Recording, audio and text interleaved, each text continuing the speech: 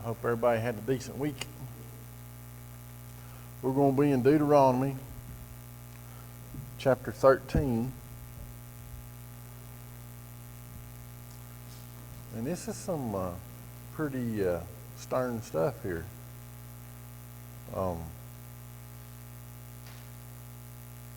Verses 1 through 4 deals with the testing of false prophets. Can you hear, Lillian? Turn me up some more, brother. Lillian's my sounding board. It's all right. Chapter 13, verses 1 through 4 is testing for false prophets. We'll just start to read. It says, "If there rise among you a prophet or a dreamer of dreams, and giveth thee a sign or a wonder, and the sign or the wonder come to pass, wherewith he spake unto thee, saying, Let us go after other gods which thou hast not known, and let us serve them. Thou shalt not hearken unto the words of that prophet, or that dreamer of dreams, for the Lord your God proveth you, to know whether ye love the Lord your God with all your heart and with all your soul." So, 1 John chapter 4 says, "Beloved, believe not every spirit, but try the spirits whether they are of God, because many false prophets have gone out into the world." So, just because somebody comes up with something, and it does come to pass, don't mean it's from the Lord. Test the spirits, because there's getting ready to be a world ruler hit the stage that's going to do all kinds of lying wonders. Let's go to 2 Thessalonians Chapter 2 just for a second.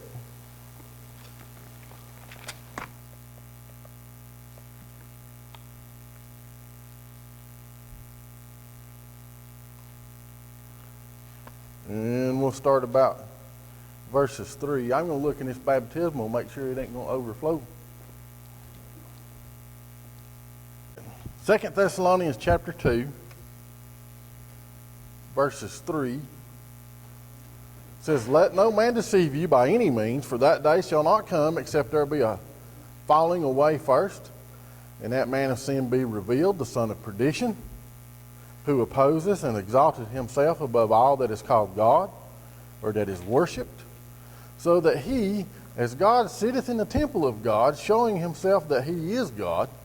Remember ye not that when I was set with you, I told you these things? And now ye know what withholdeth, that he might be revealed in his time. For the mystery of iniquity doth already work, only he who now letteth will let, until he be taken out of the way. And then shall that wicked be revealed, whom the Lord shall consume with the spirit of his mouth, and shall destroy with the brightness of his coming. Even him whose coming is after the working of Satan, with all powers and signs and lying wonders." And y'all have read in Revelation the things that happen, the signs and wonders. There'll be all kinds of people flock to that. But all the way back here in Deuteronomy, he's warning them, if there one rise among you that these signs and visions or whatever he prophesies comes to pass, but he tries to pull you away from God, go the other direction. But verse 4 in chapter 13, I believe, says, "Ye shall walk after the Lord your God, and fear him, and keep his commandments, obey his voice, and ye shall serve him, and cleave unto him. And that prophet or that dreamer of dreams shall be put to death." Get him out of here. "Because he has spoken to turn you away from the Lord your God, which brought you out of the land of Egypt, and redeemed you out of the house of bondage, thrust thee out of the way which the Lord thy God commanded thee to walk in. So shalt thou put the evil away from the midst of thee." So, if you have a false prophet among you, you're supposed to take care of it. Get him out of there.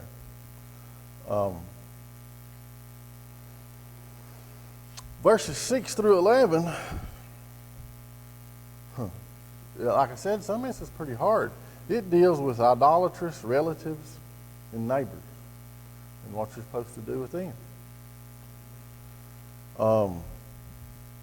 Verse 6, if thy brother, the son of thy mother, or thy son, or thy daughter, or the wife of thy bosom, or thy friend, which is as thine own soul, entice thee secretly, saying, let us go and serve other gods, which thou hast not known, thou nor thy fathers, namely the gods of the people, which are round about you, nigh unto thee, or far off from thee, from the one end of the earth even unto the other end of the earth, thou shalt not consent unto him, nor hearken unto him, neither shall thine eye pity him, neither shalt thou spare, neither shalt thou conceal him, but thou shalt surely kill him. Thine hand shall be first upon him, to put him to death, and afterwards the hand of all the people. So there's a process here. You're not just supposed to take them out and murder them. There is a process you have to follow. And thou shalt stone him with stones, that he die, because he has sought to thrust thee away from the Lord thy God, which brought thee out of the land of Egypt, from the house of bondage. And all Israel shall hear and fear, and shall do no more any such wickedness as this among you. Wife, daughter, son, brother, sister, father, mother. If there's any of that going on, get rid of it. Hard stuff. In ancient Israel, there were no jails and there were no prisons. Judgment was passed and it was taken care of by the people. I've brought it up before. It's in Proverbs. It said if you have a drunken and unruly child that won't obey the parents, then you take them before the elders of the city. They'll take him to the city gates and they'll stone him till he's dead. I wouldn't have made it. I wouldn't have made it. That's just all there is to it. But we still serve the same God. He's not changed at all. We just have Jesus between us and him. We have grace. But a lot of the church, not here, the preacher don't do that, but they push out a soft form of the gospel. I mean, just because I have grace, like Paul said, that doesn't give me a license to sin. You know? And because we don't receive immediate judgment for something that we did, doesn't mean that there hasn't been a judgment passed and there's a payday. Okay? You know, I was listening to a preacher coming this morning to church talking about God's mercy. Thank the Lord for his mercy. For it endures forever. And his mercy don't ever run out. He's rich in mercy, it says. But I don't need to be tempting that mercy no more than necessary. You know, I usually think of David. You know, it said he was a man after God's own heart. But when he messed up, he paid for that for the rest of his life. For Bathsheba, what he did there, killed that man, then his firstborn child, then his kingdom fell apart. There's a payday. So just because there's no immediate judgment, don't mean we got away with it. You know, but now we do have forgiveness, but there still may be a price to pay. So we'll continue on. Let's see here. Verse 12 through 18 talks about the penalty of idolatrous cities.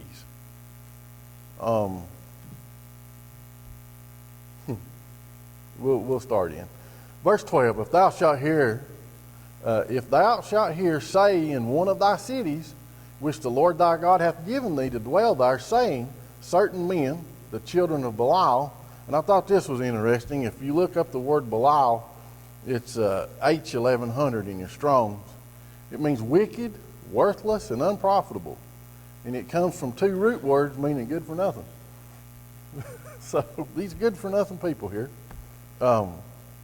Certain men, the children of Belial, are gone out from among you, and have withdrawn the inhabitants of their city, saying, Let us go and serve other gods which ye have not known.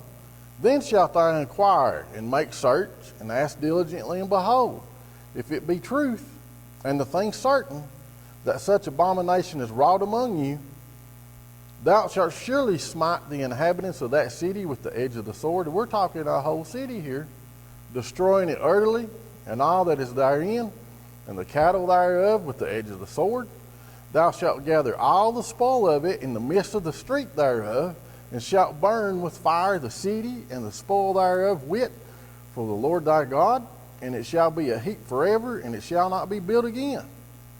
And thou shalt cleave naught of the cursed thing to thine hand, and that the Lord may turn from the fierceness of his anger. So you're not to keep anything. You're to kill everybody and everything, pile up the goods in the middle of the street, and burn it to the ground. That's how serious God is about us serving other gods. Thou shalt have no other gods before me. Lord, how many times have I failed that? Because whatever we put before God has been made our God at that moment. Tough stuff. We'll start back at verse 17. Thou shalt cleave naught of the cursed thing to thine hand, that the Lord may turn from the fierceness of his anger, and show thee mercy, and have compassion upon thee, and multiply thee as he hath sworn unto thy fathers. When thou shalt hearken to the voice of the Lord thy God, to keep all his commandments, which I command thee this day, to that which is good, which is right in the eyes of the Lord thy God. And we'll run into this theme several times through the book of Deuteronomy. But it only takes a few leaders to lead a whole nation astray. Look at where we're at now. Oh my goodness.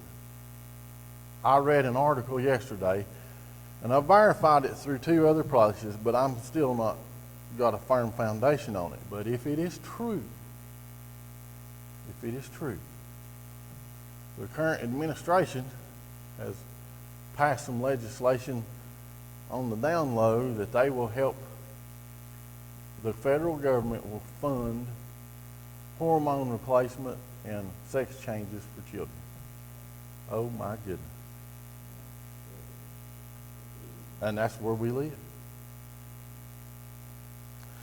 Like I said, I don't know how true it is, but I read it in 3 different places. So,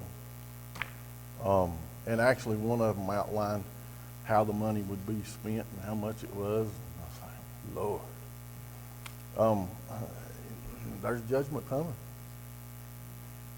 You know, God says what he means and means what he says. As a nation, we've lost the fear of God. You know, when I was a kid coming up, the name of Jesus brought reverence. You know, even people that were wild Indians didn't worry about that. You know, they didn't mess with that. Now, you may get in a fight. When my mother-in-law first got saved, and you know how we all are when we first get saved. We're on fire and ready to go.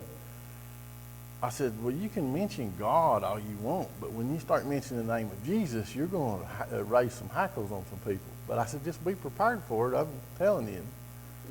She thought I was joking. Well, she found out different. God can mean all kinds of things. Jesus, on the other hand, you know, that drives it home. You know, it's narrow. That way's narrow. A God, you can talk about all kinds of gods, but there's only one true God. But everybody can accept the word God, but they can't accept Jesus. And that's where we're at now. But it don't take but a few people to lead a whole lot in the wrong direction. And the Lord's given us warning here, all the way back here, that this is going to happen. So keep your eyes open. Chapter 14. He's given some other instructions here on how they're to conduct themselves. It says, Ye are the children of the Lord your God. Ye shall not cut yourselves, nor make any baldness between your eyes for the dead. Well, a lot of the pagan people. And even if you go back into Elijah in 1 Kings, and y'all can do that for homework, 1 Kings chapter 18, there was 450 priests of Baal, and Elijah challenged them to a contest to call down fire from heaven to see who was the true God. And I mean, he made fun of them. They prayed and cried and started cutting themselves and jumping around. And he asked them, he said, well, per se, he might be asleep or he's on a trip or something. Maybe he can't hear you. I mean, anyway, I like that set of scripture there. But he's telling you, don't do as these people did. And they was some people would shave parts of their head in remembrance of the dead. They was all kinds of crazy practices. But he's trying to tell them, I'm setting you apart. And I want you to conduct yourself in a way that sets you apart. And in verse 2, he gives reason. It says, for thou art a holy people unto the Lord thy God, and the Lord hath chosen thee to be a peculiar people unto himself, above all the nations that are upon the earth. We're to be different.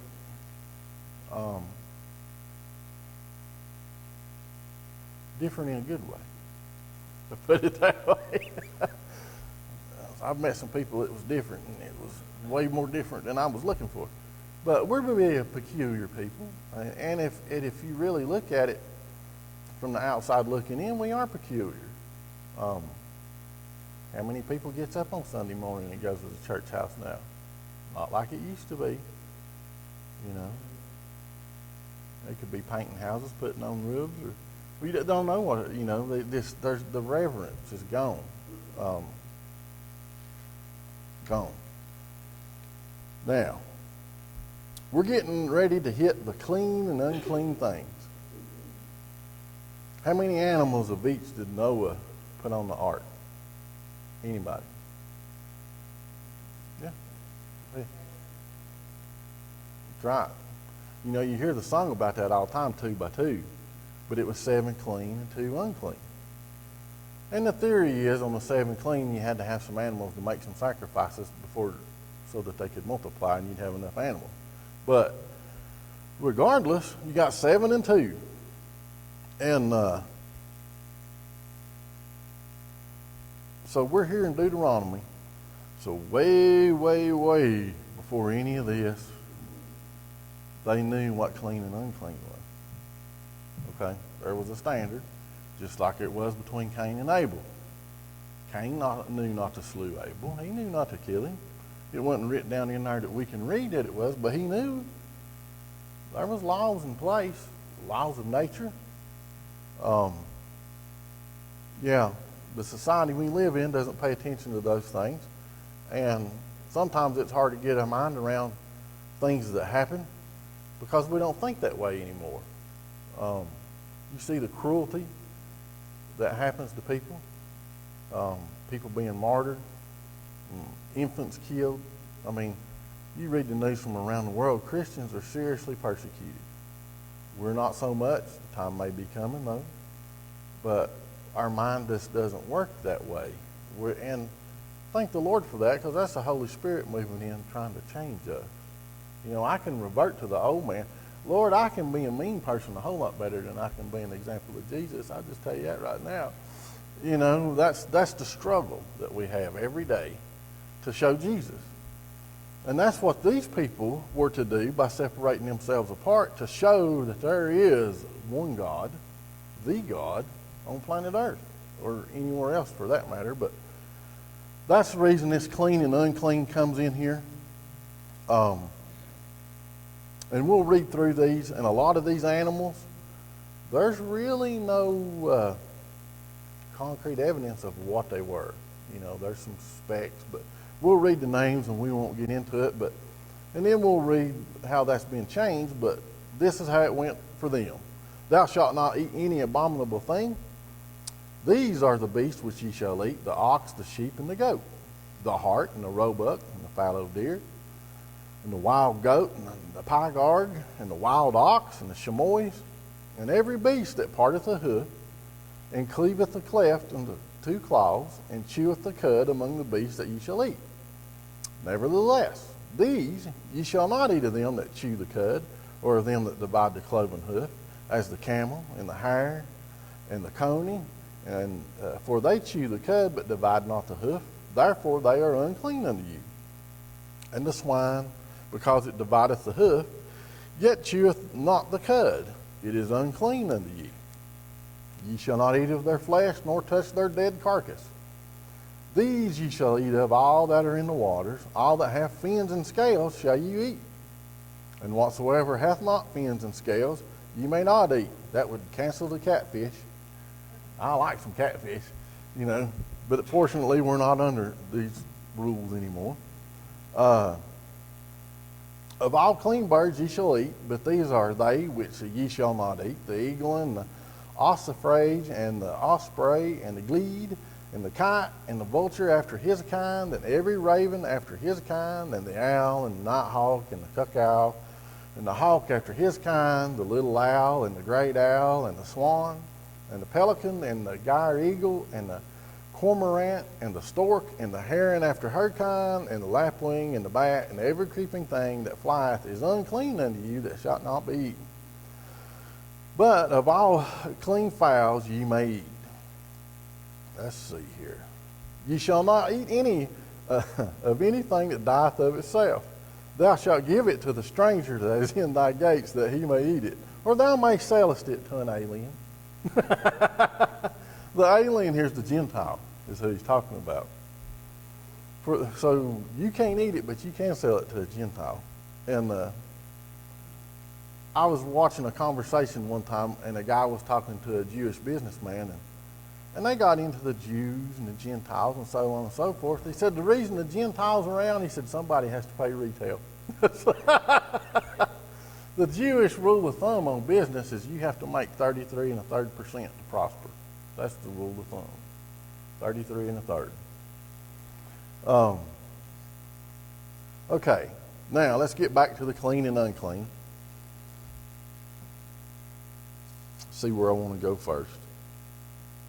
Let's go to, let's see if I got it here.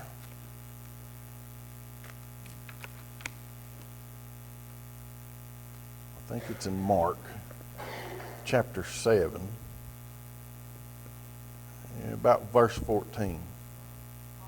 Yeah, Mark 7 and 14.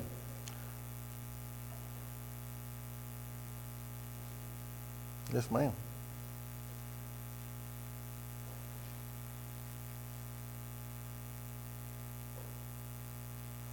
And I'm not going to read all of it. Well, no, I'm going to read quite a bit. We'll start at verse 14.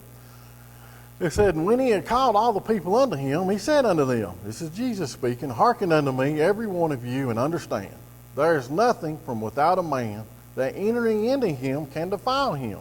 But the things which come out of him, those are they that defile the man. And if any man have ears to hear, let him hear." And when he was entered into the house from the people, his disciples asked him concerning the parable. And he said unto them, Are ye so without understanding also?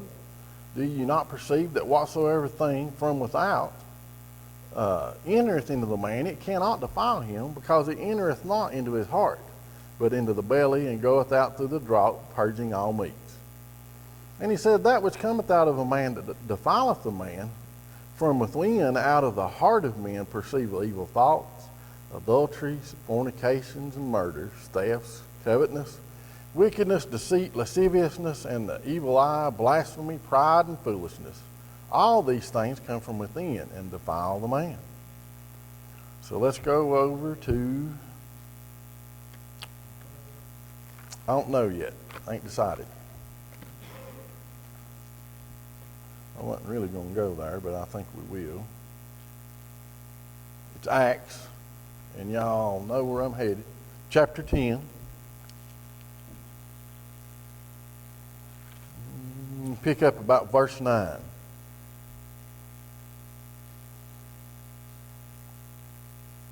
said, On the morrow, as they went on their journey and drew nigh unto the city, Peter went up unto the housetop to pray about the 6th hour.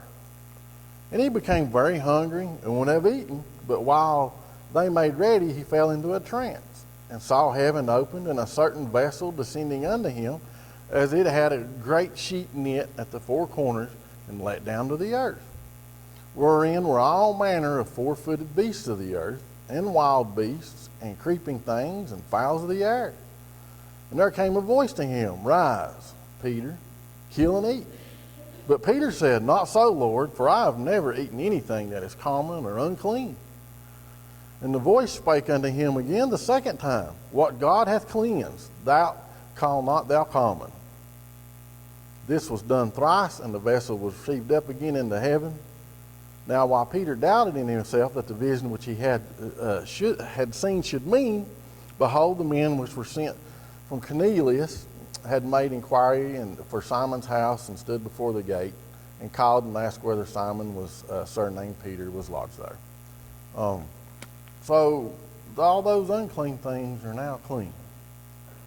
But now if God puts it on your heart not to eat something, don't eat it. You know, and like Paul said, if it causes offense to my brother to eat meat, well, I won't eat meat in front of him. You know, we just have to lock him in another room whilst we eat. But anyway, those things have changed. Thank the Lord, because I like me some pork. But the real thing here, it's not what goes into us that defiles us, it's what comes out. And there's some things come out of my mouth that I wish I could have took back. But you can say things that I'm sorry don't fix. You know, especially when you're angry. Just remain calm, best you can. I know that sounds, that's saying a mouthful, but you know, what comes out of us is what defiles us, and it's not necessarily the words that we speak, it's the thoughts that we have, the actions we take with those thoughts. I'm just saying, I'd like to have an eraser and rub some of that out sometimes, you know, but and especially in the times that we live in now, I'd like to throw a brick to the TV sometimes. Some of the stuff I see on the news, I'm like, what is going on with people? It makes no sense to me. Anyway, we'll carry on here. Let's see. We sold some food to an alien, or we was having permission to. It says, For thou art a holy people unto the Lord thy God. Thou shalt not see the kid in his mother's milk. And this is several times. You know, you can't cook a baby goat in its mother's milk. And this ain't concrete, but the only reason I could find for this was the pagans of the old times would take that mother's milk and boil that goat in it and take the broth off of it and cast it over their fields as a fertility rite, hoping that their crops would be better. Instead of praying to the one true God that they'd have some good crops, they boiled a kid. And, you know, there's some odd things went on back then, I'll just tell you. Verse 22. Thou shalt truly tithe all the increase of thy seed, that the field bringeth forth year by year. And thou shalt eat before the Lord thy God in the place which he shall choose to place his name there. The tithe of thy corn, of thy wine, of thine oil, the firstlings of thy herds and of thy flocks, that thou mayest learn to fear the Lord thy God always. And if the way be too long for thee, if you live too far away from the place I've designated for this to happen, is what he's saying, so that thou art not able to carry it, or if the place be too far from thee, which the Lord thy God shall choose to set his name there when the Lord thy God has blessed thee. And in the Old Testament, there's 3 different places that there were at different times. Then shalt thou turn it into money, and bind up the money in thy hand, and shalt go unto the place which the Lord thy God shall choose. And thou shalt bestow that money for whatsoever thy soul lusteth after, for oxen, or for sheep, or for wine, or for strong drink, or for whatsoever thy soul desireth. And thou shalt eat there before the Lord thy God, and thou shalt rejoice, thou and thine household. And you know, I really think that right there is, it tells us we're supposed to give with a cheerful heart. Is that right? I believe it's a cheerful heart. A cheerful giver. We should rejoice at that we have it. Just because we're doing what God asks, he's going to increase us. Hey, that's a great thing. Let's see here. And it should be a joyful time anytime we come to the house of God. Am I always joyful? No. But we take it for granted because it's just so readily available. What if you had to, I grew up with a guy, and they had a circuit preacher, and they had church once a month, but it was a week long, day and night. I mean, it was getting her done, and that was just so interesting. It was primitive Baptist. There's no instruments. It was just neat to see how different people do these things. But like I said, it was like a revival and sometimes it was once a month, sometimes it was once every 3 months. It just depended on where the preacher was in his circuit as to when you got a preacher. But they didn't have church any other time. And when they all got together, it was like a homecoming or something. They was having a good time with the Lord, I'm bad. I don't like monotony. I don't like doing the same old thing over and over and over. I can't stand it. That's Sally. It drives me nuts. I don't like monotony. But some things God has set forth, and that's the way He wants it done. It don't matter if it's monotonous or not. That's what He wants. And He didn't give no boundaries to do it different.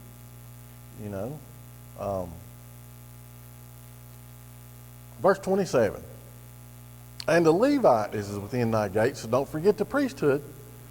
Thou shalt not forsake him, for he hath no part nor inheritance with thee. All the other tribes got land and cities and all that, but the Levites, their inheritance was the tabernacle. That's where they were. And at the end of, if you think about it, these men worked. I was reading on how many sacrifices they made in a day in the temple and how many gallons of water it took to wash off the altar. It's incredible how much water it took just to keep the temple clean every day. Them men worked. At the end of 3 years, thou shalt bring forth all the tithe of thine increase the same year, shalt lay it up within thy gates. And the Levite, because he hath no part nor inheritance with thee, and the stranger, and the fatherless, and the widow, which are within thy gates, shall come and shall eat and be satisfied, that the Lord thy God may bless thee in all the work of thine hand which thou doest. So, that's telling me here that the Levite or the church is supposed to take care of the widow and the stranger and the fatherless. And you think about what an undertaking that would be. How would the church accomplish that today? But it goes on in the New Testament talking about a widow indeed. A widow that has nobody. That's a widow indeed. Fatherless is pretty self-explanatory. Stranger, you're not, after you meet somebody, they're not a stranger anymore. So, but to take care of the fatherless, how many foster homes and stuff are there? Are those church sponsored? I don't know. I'm just asking questions, that rolls through my head. But it looks to me like God's given that to the church to take care of. I don't know. I ain't seen it. I don't know. I ain't going to say nothing right there because I don't know. It's just a question rolls through my mind, and sometimes that's dangerous. So anyway, she's given me the high sign. That rounds out chapter 14. Lord willing, we'll pick up in 15 next week. And anybody got any questions or comments?